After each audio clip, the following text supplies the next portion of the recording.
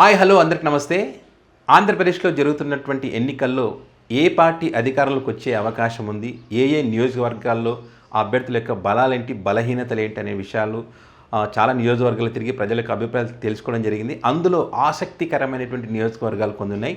అందులో పవన్ కళ్యాణ్ గారు పోటీ చేసినటువంటి పిఠాపురం నియోజకవర్గంలో ఎవరు గెలుస్తారు, పిఠాపురం నియోజకవర్గంలో పవన్ కళ్యాణ్ గారిని ఓడించడానికి జగన్మోహన్ రెడ్డి గారు అమలు చేసినటువంటి వ్యూహాలేంటి, వంగా గీత గారు పవన్ కళ్యాణ్ గారిని ఎదుర్కొని నిలబడగలుగుతుందా, అక్కడ సామాజిక వర్గాల ప్రభావం ఎలా ఉంది, ఎవరు ఎటువైపు ఉన్నారు, అక్కడ స్థానిక ప్రజలను అడిగి తెలుసుకునే ప్రయత్నం చేశాం. సో దానికి సంబంధించి మనం డిస్కస్ చేద్దాం. పవన్ కళ్యాణ్ గారు పిఠాపురంలో పోటీ చేయడానికి కారణాలు ఏంటి, సో పవన్ కళ్యాణ్ గారు అక్కడే ఎందుకు పోటీ చేయడానికి నిర్ణయం తీసుకున్నారనే విషయాన్ని ఒకసారి మనం పరిశీలిస్తే కనుక 2019లోనే పవన్ కళ్యాణ్ గారు పిఠాపురంలో పోటీ చేయాలని నిర్ణయించుకున్నారు. కానీ కొన్ని కారణాల వల్ల గాజువాక, భీమవరం 2 చోట్ల పోటీ చేసి ఓడిపోయారు. అయితే తర్వాత తిరుపతి లేదా అనంతపురం ఈ 2 చోట్ల నుంచి పోటీ చేయాలని భావించారు. కానీ కొన్ని సర్వేలు చేసుకున్న తర్వాత అక్కడ గెలవడం చాలా కష్టమైనటువంటి అభిప్రాయానికి వచ్చిన తర్వాత పిఠాపురం అయితే బాగుంటుంది. దానికి ప్రధాన కారణం ఏంటంటే అక్కడ కాపు సామాజిక వర్గం ఎక్కువ సంఖ్యలో ఉంటారు కాబట్టి దాన్ని గెలవడానికి అవకాశం ఉంటుంది అనేటువంటి ఒక నిర్ణయంతో అక్కడ పోటీ చేయడానికి ఆయన నిర్ణయం తీసుకున్నారు. పవన్ కళ్యాణ్ గారికి అక్కడ ఉన్నటువంటి బలాలు ఏంటనేది మనం ఒకసారి పరిశీలిస్తే, పవన్ కళ్యాణ్ గారు అక్కడ పోటీ చేస్తే ఒకవేళ గెలిస్తే జగన్మోహన్ రెడ్డి గారికి పులివెందుల ఎలాగో, నారా చంద్రబాబు నాయుడు గారికి కుప్పం ఎలాగో వాళ్ళు ఆ నియోజకవర్గాలను ఏ రకంగా అభివృద్ధి చేసుకున్నారో పవన్ కళ్యాణ్ గారు కూడా గెలిస్తే ఆ నియోజకవర్గాన్ని ఆ రకంగా అభివృద్ధి చేసుకోవడానికి అవకాశం ఉంటుంది అనేటువంటి అభిప్రాయాలు కొంతమంది ప్రజలు మనకు అక్కడ చెప్పారు. ఇదే కాకుండా గతంలో గాజువాక, భీమవరం 2 చోట్ల ఓడిపోయి ఉన్నారు కాబట్టి ఈసారి నన్ను గెలిపించండి, అసెంబ్లీకి పంపించండి అని చెప్పి ఆయన అడుగుతున్నటువంటి విధానం ఏదైతుందో దాన్ని కూడా చాలామంది ఒకసారి అసెంబ్లీకి పంపుదాం అనేటువంటి అభిప్రాయాలు ఉన్నాయి. సానుభూతి కూడా ఆయన పైన ఉన్నటువంటి పరిస్థితి. ఇదే కాకుండా అక్కడ ఉన్నటువంటి యువత కూడా మరి ఆయనకు సపోర్ట్ చేసేటువంటి అవకాశం ఎక్కువగా ఉంది. యువత ఆయన వైపు ఎక్కువగా ఉన్నారు. సో అది కూడా ఆయనకు కలిసి వచ్చేటువంటి అవకాశం. స్థానికంగా ఉన్నటువంటి ఎమ్మెల్యే పెండెం దొరబాబు గతంలో ఇచ్చినటువంటి హామీలు నెరవేర్చకపోవడం కూడా ఈయనకు అవకాశం. ఇదే కాకుండా కాపులు ఎక్కువగా ఉన్నారని ఆయన నమ్మి ఆ కాపు సామాజిక వర్గం తనకు ఓట్లు వేస్తుందని నమ్మడం కూడా కొంత కాపు సామాజిక వర్గం ఆయన వైపు మొగ్గు చూపుతున్నటువంటి పరిస్థితి ఉంది. సో ఇవన్నీ కూడా ఆయనకు కలిసి వచ్చేటువంటి అవకాశం ఉంటుంది. ఇదే కాకుండా పిఠాపురం నియోజకవర్గంలో ఒక సెంటిమెంట్ ఉంది. గతంలో ఏ పార్టీ అయితే గెలిచింటుందో నెక్స్ట్ ఎన్నికల్లో ఆ పార్టీకి వేరే పార్టీకి ఓటు వేస్తారనమాట. సో ఈ లెక్కన చూసుకుంటే సెంటిమెంట్ పరంగా చూసుకుంటే కూడా పవన్ కళ్యాణ్ గారు గెలవడానికి అవకాశం ఉందనేటువంటి అభిప్రాయాలు అక్కడ స్థానిక ప్రజలు చెప్పినటువంటి పరిస్థితి. ఇప్పుడు గతంలో వైసీపీ గెలిచింది కాబట్టి ఈసారి వేరే పార్టీకి ఓటు వేస్తారు ప్రజలు అనేటువంటి ఆ సెంటిమెంట్ ఏదైతే ఉందో ఆ సెంటిమెంట్ కూడా ఆయనకు కలిసి వచ్చేటువంటి అవకాశం ఉంది. బలహీనతలు ఏంటి అనేది మాత్రం ఒకసారి చూస్తే పవన్ కళ్యాణ్ గారికి నిలకడలేని మనస్తత్వం ఉంటుంది. ఒకవేళ ఆయన సీఎం అభ్యర్థి అయి ఉంటే కనుక పిఠాపురం గురించి చర్చ అవసరమే లేదు.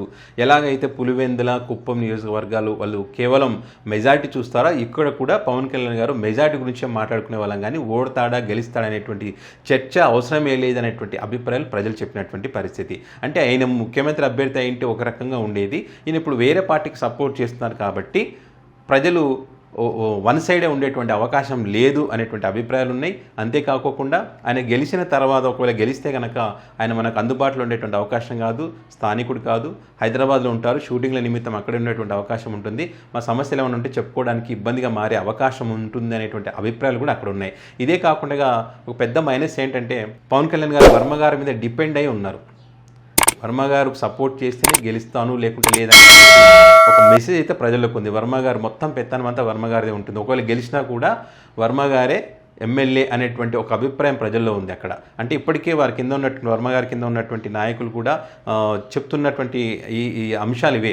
అంటే ఒకసారి చంద్రబాబు నాయుడు గారి దగ్గరికి వర్మ గారు వెళ్ళొచ్చిన తర్వాత మరి ఖచ్చితంగా మనమైతే సపోర్ట్ చేసి గెలిపించుకుంటే కనుక ఇక్కడ పవన్ కళ్యాణ్ గారు సినిమా బిజీలో ఉంటారు, హైదరాబాద్లో ఉంటారు కాబట్టి ఖచ్చితంగా మనమే ఇక్కడ ఎమ్మెల్యేగా ఉంటాం, మనమే పనులని మనమే చేసుకొచ్చేటువంటి విషయాన్ని తన క్యాడర్కి చెప్పారు. అదే అంశాన్ని ప్రజల్లోకి చెప్పేటువంటి ప్రయత్నం చేస్తున్నారు, తన పార్టీ క్యాడర్కి చెప్పేటువంటి ప్రయత్నం చేస్తున్నారు అనేటువంటి చర్చ కూడా అక్కడ జరుగుతుంది. ఇది కూడా ఆయనకు మైనస్ అయ్యేటువంటి అవకాశం ఉంటుంది. సో ఇక వంగా గీత గారు పవన్ కళ్యాణ్ ఎదుర్కొని నిలబడగలదా?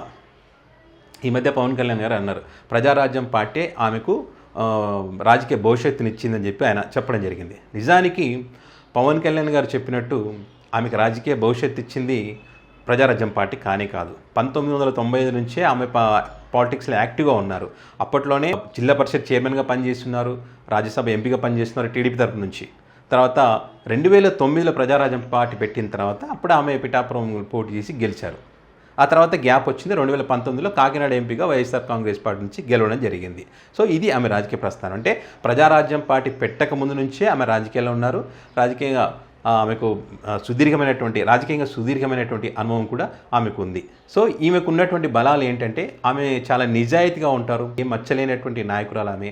అందుబాటులో కూడా ఉంటారు. ఏదైనా సమస్య ఉందంటే ఖచ్చితంగా పరిష్కారం చేస్తారు. ఏదైనా పని ఉండి వెళ్తే ఈ పని అవుతుందంటే అవుతుంది, కాదంటే కాదని నిర్మోహమాటంగా చెప్పడం ఆమె అలవాటు.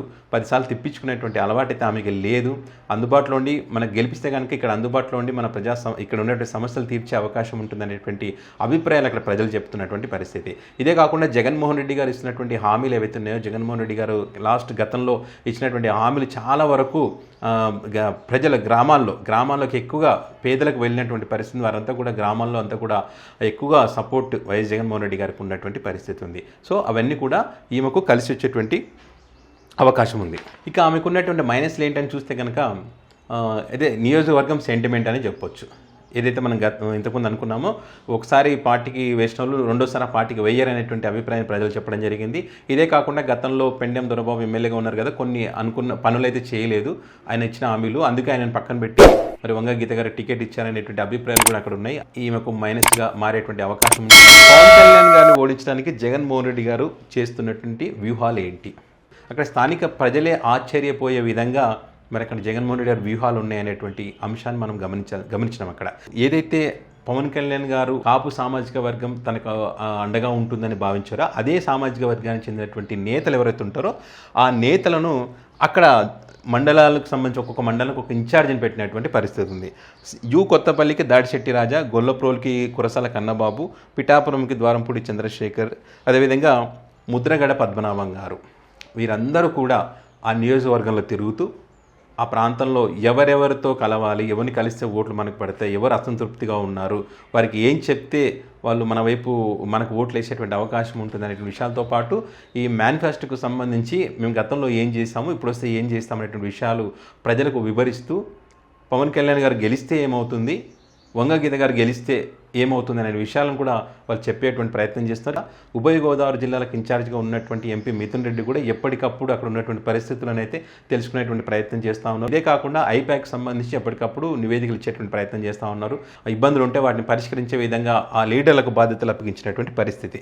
సో అక్కడ జగన్ గారు వ్యూహాలు ఆ విధంగా ఉన్నాయి. సామాజిక వర్గాల ప్రభావం ఎలా ఉంటుందని అంటే ఖచ్చితంగా ఇక్కడ సామాజిక వర్గాల ప్రభావం డెఫినెట్గా ఉంటుంది. ఎందుకంటే పవన్ కళ్యాణ్ గారు ఇక్కడ పోటీ చేయడానికి కారణమే సామాజిక వర్గాల అంశం తీసుకొని. సో ఎందుకు కాపులు ఎక్కువగా ఉంటారు కాబట్టి నాకు అక్కడ గెలవడానికి స్కోప్ ఉంటుంది అనేటువంటి ఉద్దేశంతోనే పవన్ కళ్యాణ్ గారు ఇక్కడ పోటీ చేస్తున్నారు. సో ఇక్కడ కాపులు 85,000కు పైగా ఉన్నారు. అక్కడ ఎంతమంది పవన్ కళ్యాణ్ గారికి ఓటేస్తారనే విషయాన్ని మనం అక్కడ తెలుసుకున్నప్పుడు 55% పవన్ కళ్యాణ్ గారికి, 45% వంగ గీత గారికి. ఎందుకంటే ఆమె కూడా కాపు సామాజిక వర్గానికి చెందినటువంటి వ్యక్తి, స్థానికంగా ఉన్నటువంటి వ్యక్తి కాబట్టి ఆమె వైపు కూడా మొగ్గు చూపేటువంటి అవకాశం ఉంది కాపులు. ఇదే కాకుండా మత్స్యకారులు 30,000 మంది ఉంటారు అక్కడ. ఆ 30,000 మంది ఎటువైపు ఉంటారనేది కూడా చాలా కీలకం. ఇప్పటికీ మత్స్యకారులకు సంబంధించి వైఎస్ఆర్ గవర్నమెంట్ అధికారులకు వచ్చినాక ఏమి ఇచ్చాము గతంలో, ఇప్పుడు ఏం చేస్తాం మీకోసం అనే విషయాలు అక్కడ స్థానికంగా ఉండే లీడర్లు అంతా వైసీపీ లీడర్లు వారంతా కూడా వారితో మాట్లాడేటువంటి ప్రయత్నం చేస్తున్నారు. వారిని తమ వైపు తిప్పుకొని తమకు ఓట్లు పడే విధంగా మరి ఇప్పటికే లీడర్లు అయితే పనిచేస్తున్నటువంటి పరిస్థితి. శెట్టి బలిజలు 30,000, అదేవిధంగా పద్మశాలీలు 20,000. పద్మశాలీలు కూడా 20,000 ఉన్నారు. వీళ్ళు కూడా కీలకంగా మారేటువంటి అవకాశం ఉంది. ఇక ఎస్సీలు వచ్చేసి 30,000. ఈ ఎస్సీలు అయితే 30,000 సాలిడ్గా వైఎస్ జగన్మోహన్ రెడ్డికి ఓట్లు వేస్తారనేటువంటి విషయాన్ని అక్కడ ప్రజలు చెప్పినటువంటి పరిస్థితి. ఇక రెడ్లు కూడా 10,000 మంది ఉంటారు అక్కడ.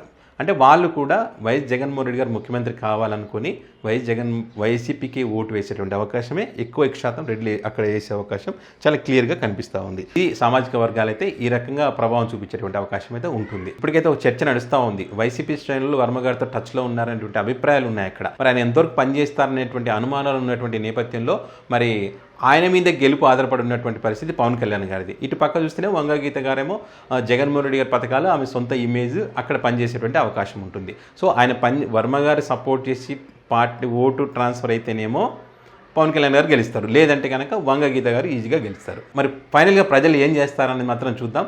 సో ఇది పిఠాపురం నియోజకవర్గానికి సంబంధించినటువంటి గ్రౌండ్ రిపోర్ట్. అక్కడ ప్రజల యొక్క అభిప్రాయాలు మీకు చెప్పే ప్రయత్నం చేశాం. సో మీరు నియోజకవర్గంలో ఉన్నటువంటి రాజకీయ పరిస్థితులు ఏంటి, ఎవరు గెలిచే అవకాశం ఉందనే విషయాన్ని మీ కామెంట్ రూపంలో తెలియజేయండి. Thanks for watching.